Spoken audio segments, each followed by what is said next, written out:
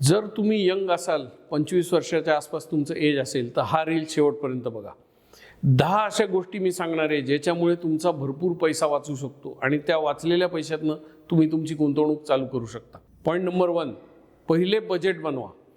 तुम्ही दर महिन्याला किती इन्कम कमवताय आणि किती खर्च करणार आहे, कुठल्या गोष्टीवर तुम्ही किती खर्च करणार, या सगळ्याचा ताळेबंद महिन्याच्या सुरुवातीलाच बनवा आणि त्या बजेटला फॉलो करा.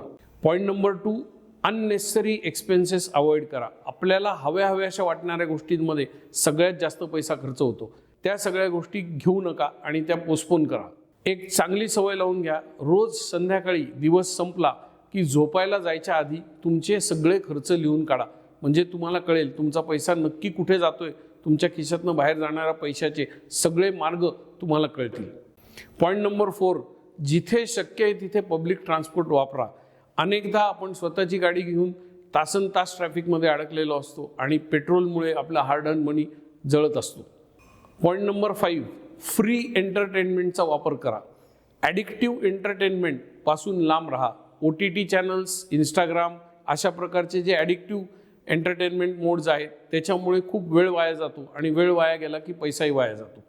हे जे पहिले 5 पॉईंट मी सांगितले त्याच्यापैकी कुठल्याचा वापर करून तुम्ही तुमचे पैसे वाचवणार आहात ते कॉमेंटमध्ये सांगा आणि उरलेल्या 5 साठी पुढच्या रीलची वाट बघा.